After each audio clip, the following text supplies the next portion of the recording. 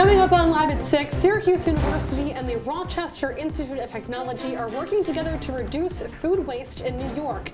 How community leaders plan to make a difference.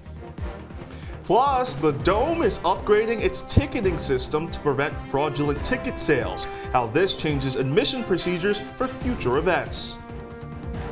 And for those who had the opportunity to spend spring break somewhere sunny and expected the same when arriving back in Syracuse, I don't know about that, but we'll have more of your local weather later on the forecast. Live at 6 on Citrus TV News starts right now. TV News Live at 6, your campus news leader. It's a Syracuse and Rochester fusion. Two schools teaming up to combat food waste in the Empire State. Good evening at 6 o'clock. I'm Chilekasi, Adele. And I'm Nicole, Aponte. SU and the Rochester Institute of Technology are launching a new program. The goal? Reducing the amount of discarded food in New York State. Citrus TV reporter Katie Fongvongsa is outside Ernie Davis Dining Hall with more on this initiative. Katie, what does this partnership look like? Partnership is going very well already, as 35% of the U.S. food goes to waste. Rural communities are the target as of right now.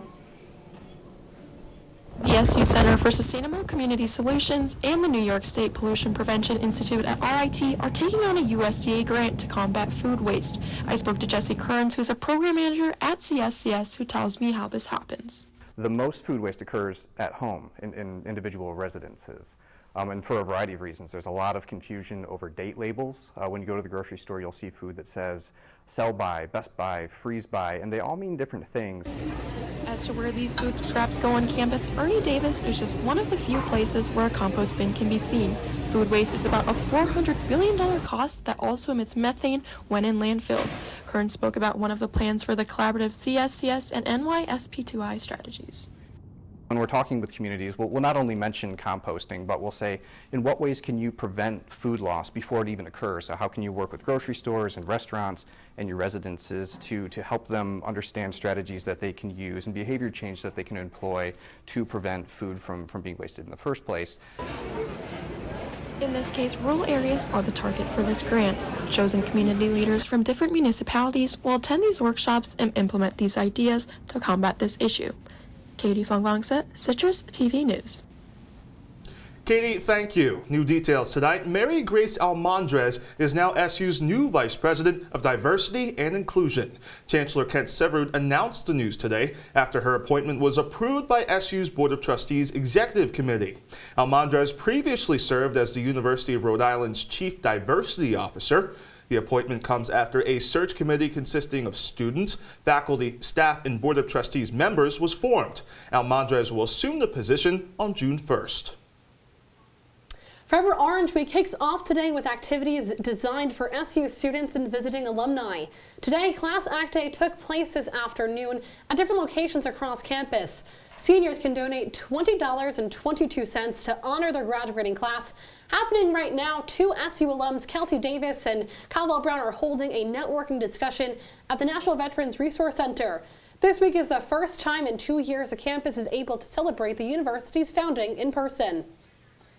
The Syracuse University Women in Leadership Initiative is creating a cohort experience that will offer a personalized professional development opportunity.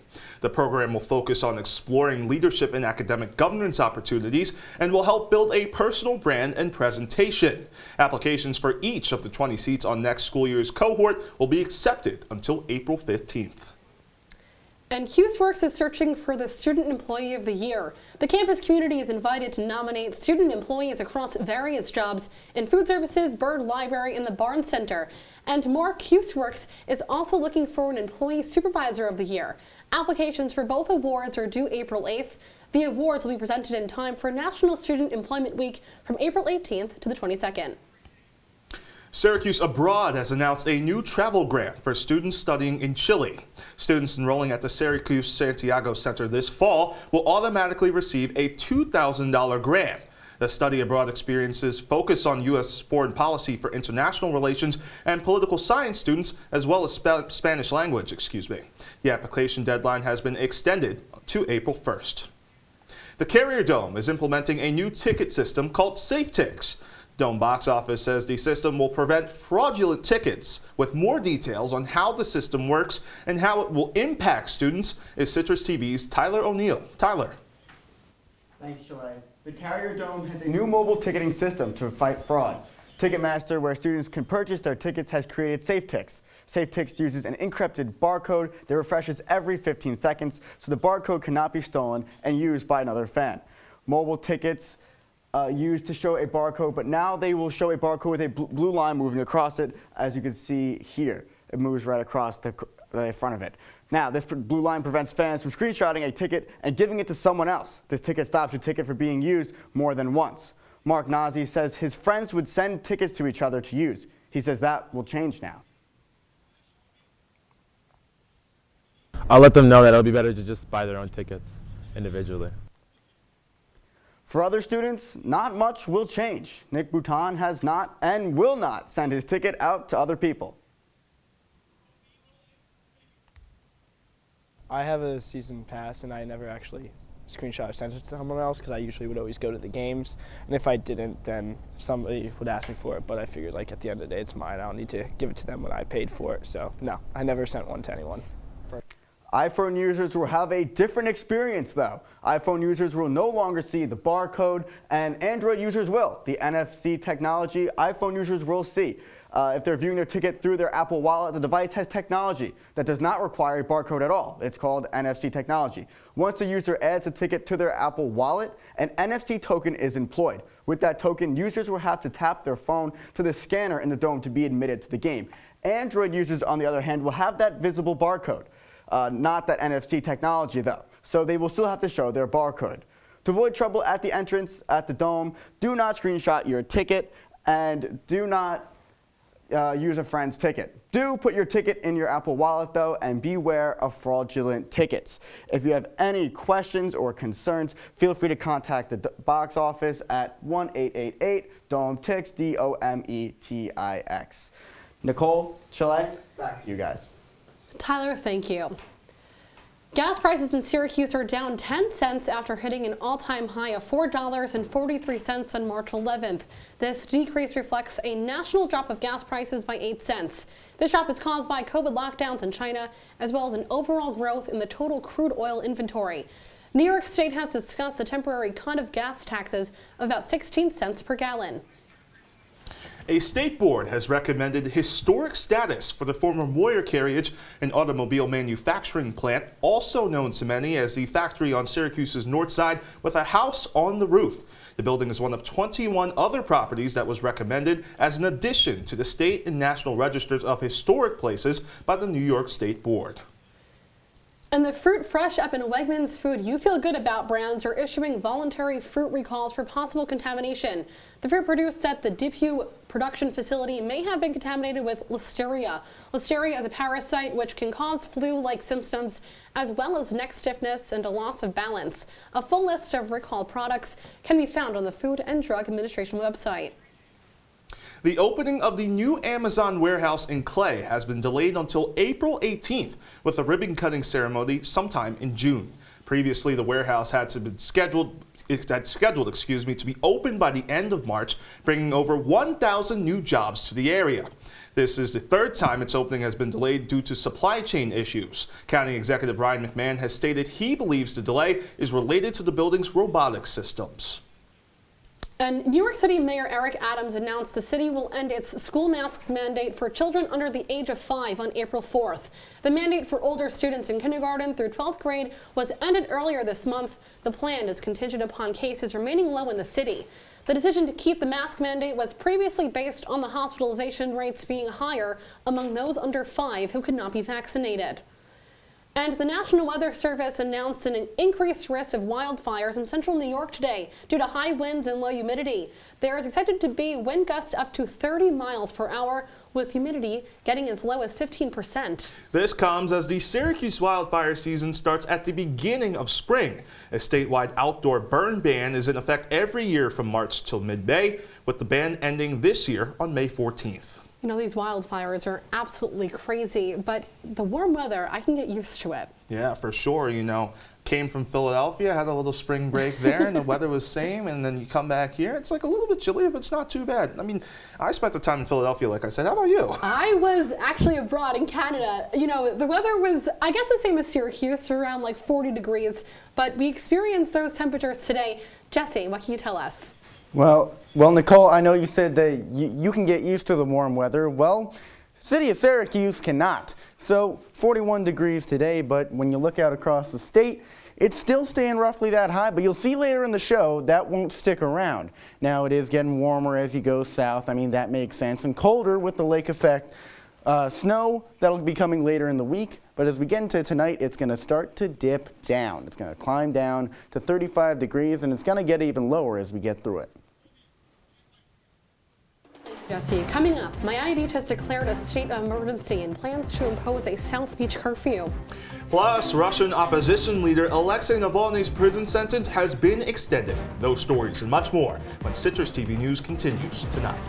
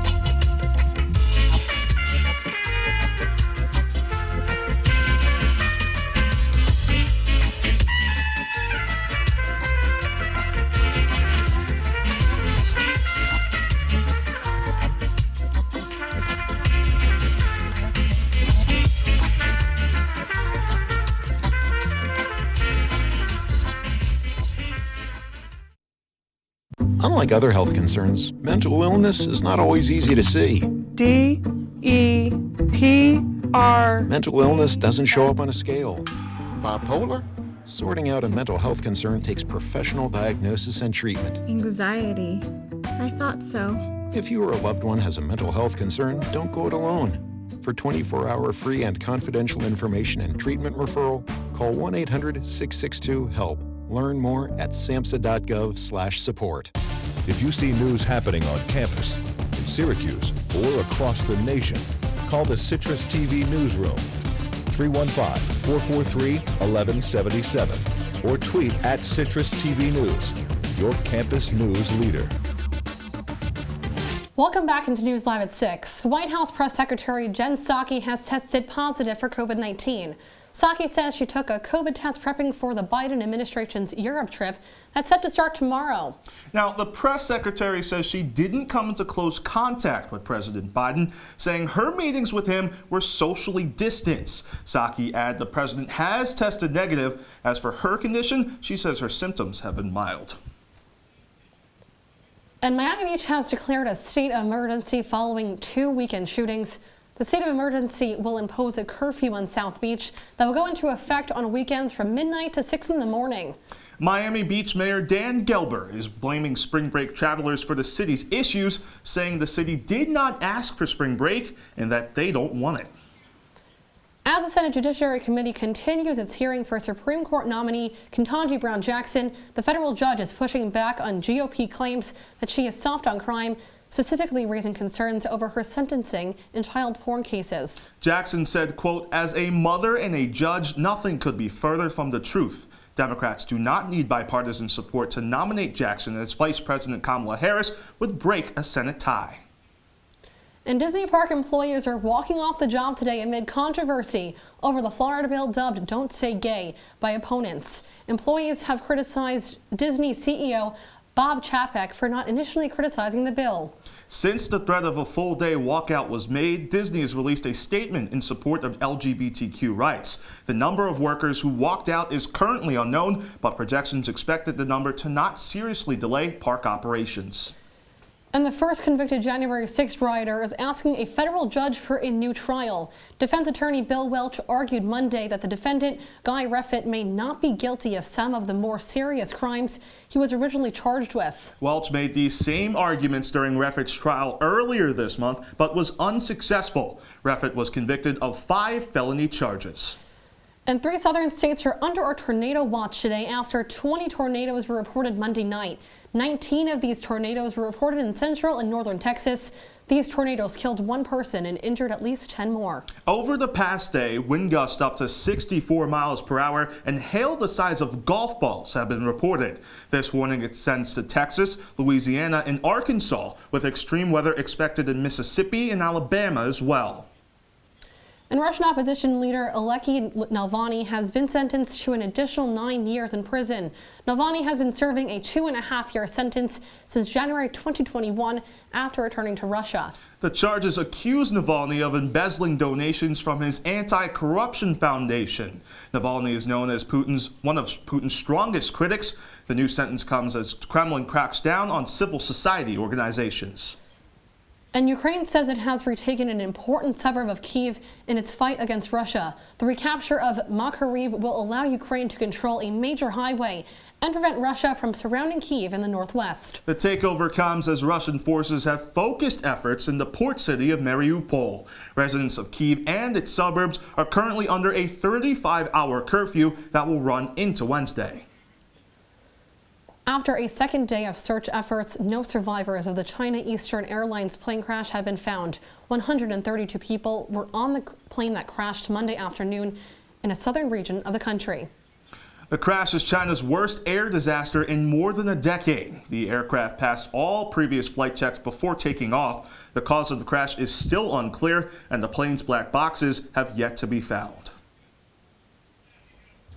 And after the break, I'll have your 5-day forecast as well as a look into tonight's temperatures.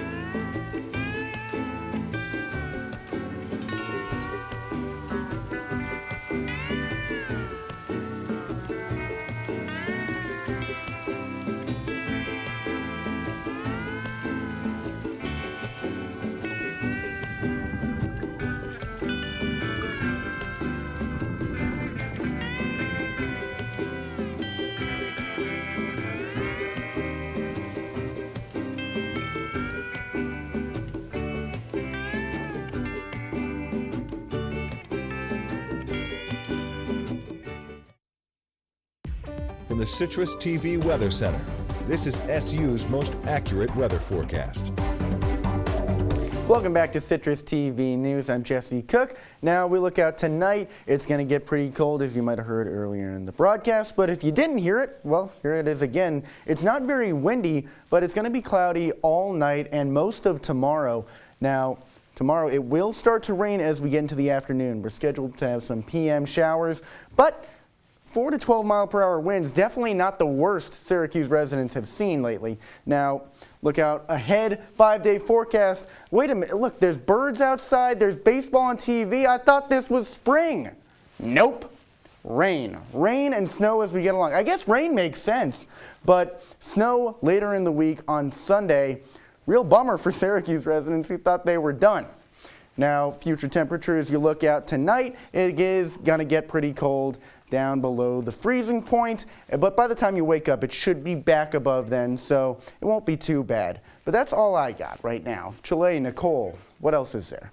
Jesse Cook, thank you. Today, Maserati unveiled its new Grey Cola SUV. It is the second SUV in the Italian brand's history and the first all-electric vehicle. The new model is a part of Maserati's goal to make its entire car lineup all electric by 2030. The Grey Cola will also be available in a V6 and V4 hybrid engine. The gas-powered versions are set to hit the market later this year, and the all-electric model is set to be released next year. Well, from cars there, so what's driving the sports block, Christian Guzman? There's some electric players driving this sports block, just like that new Maserati. Coming up in sports, it took 7 games, but finally the Syracuse men's lacrosse team had a player to receive a National Weekly Award. We'll tell you who it was when Citrus TV News Live at 6 returns.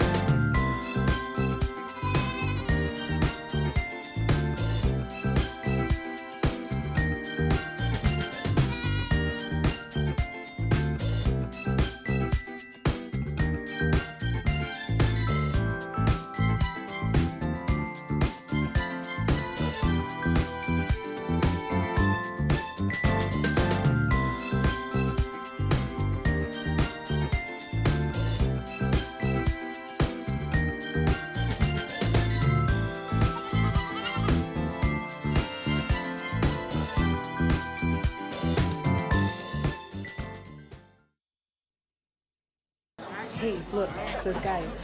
Are you good to drive? I'm fine. How many did you have? I should be fine. You should be? Go and step out of the vehicle for me. See ya, buddy. Good luck. So turns out, buzz driving and drunk driving, they're the same thing, and it costs around $10,000. So not worth it.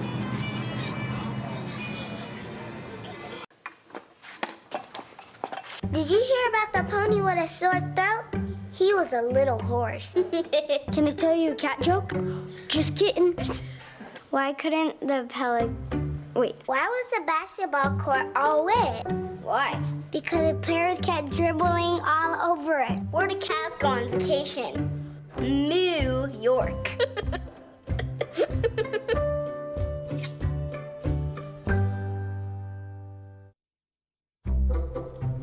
They call me Maxie, but I prefer tripod. I was your above-average four-legged homie, and then wham-bam minivan. Some people pity me. Now that's lame. I still run, fetch, and swim. And the ladies love me. I'm the ultimate wingman. Just don't ask me to high five.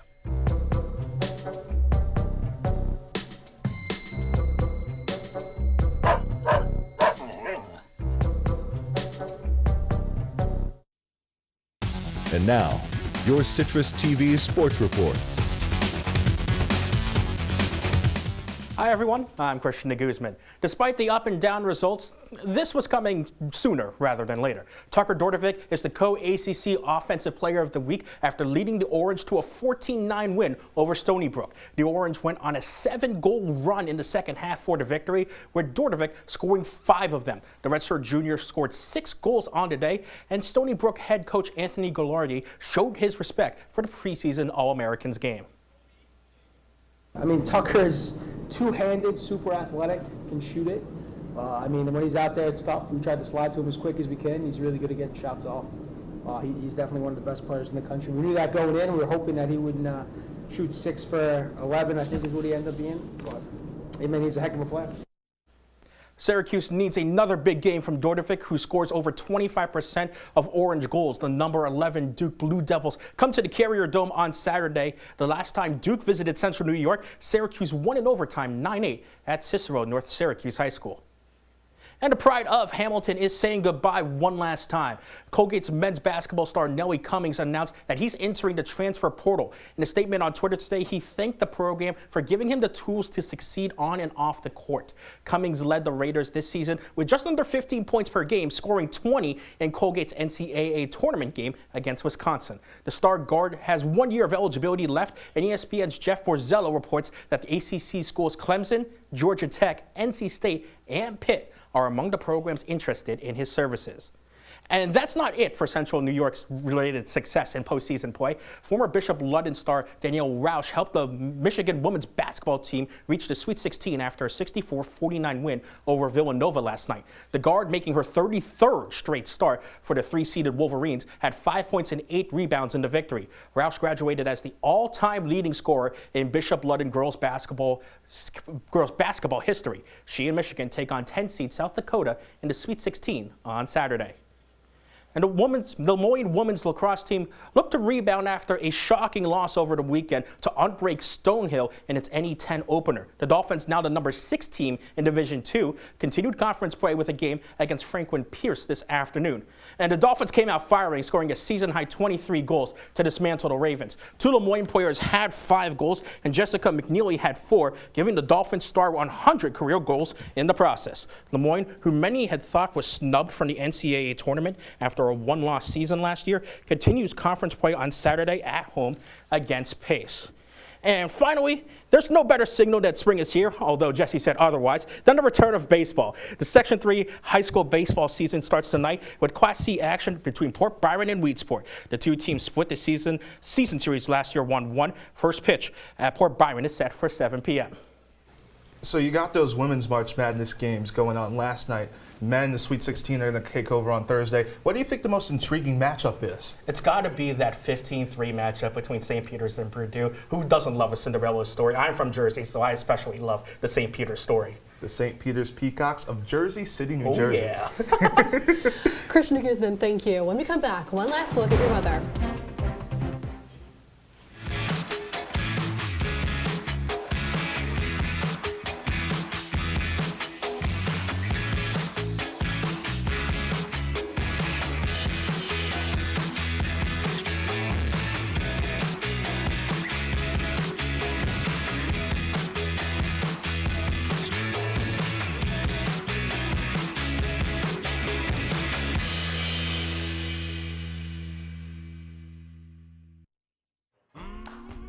Here's to the straggly ones, the lopsided ones, the first ones, the I miss my beard ones. But hey, I look good with this ones. But no way he's grown that in a week ones. The black, brown, red, and gray ones. The, that one. The itchy ones. The never forgotten ones. The ones grown by Dad. The ones grown for Dad. The started late ones. The absolutely filthy ones. The drawn on ones. The finger ones. The pin ones. The I nearly didn't do it this year ones. And the yeah, why not ones. They all raise awareness, raise funds, start conversations, and save lives. Because whatever you grow will save a bro. Learn more at Movember.com. Welcome back into the Citrus TV newsroom for one look at your wake-up weather. Not two, it's just one, because we got to keep it quick here. We're running out of time on this show, but Syracuse is hopefully running out of time on the colder weather. 30 degrees as we get into the morning, but we still have the nice spring air. A nice look at our photo of the day. I went out to Thorndon Park and enjoyed the fresh air today. Now, you saw it's going to be raining later in the week, so maybe that's limited time for fresh air, but still nice to have. What a shot. Jesse, thank you. Well, tonight's music biggest stars are coming together to celebrate the most popular artists and songs of the past year at the iHeart Music Awards. The show is packed with performances, including ones from Megan Thee Stallion and Jennifer Lopez, with some notable artists with multiple nominations in tonight's show are Doja Cat, Olivia Rodrigo, and Lil Nas X. All right, I have to know, what is everyone's favorite song of the year? You know, I'm going to do a hot take here, and there's going to be people on this campus who want to crucify me. Okay. Olivia Rodrigo has one good song, and it's good for you. Wow, wow. Okay, I got to say, Doja Cat, Say So, that was one of my favorite. Well, I love Good For You, Olivia Rodrigo. I got to go with That's What I Want, Lil Nas X. Oh, very nice. What about you? I go with Jared May's edition of One Shining Moment. Check out Citrus TV, no pulp, on YouTube, so that you guys can watch that. Thank you. Well, that's Citrus TV News for this Tuesday. And for more of the latest, follow us at Citrus TV News on Twitter or check us out online at CitrusTV.com. Now, for Christian Guzman, Jesse Cook, and the entire Citrus TV News team, I'm Chilekasi Adele. And I'm Nicole Aponte. Good night.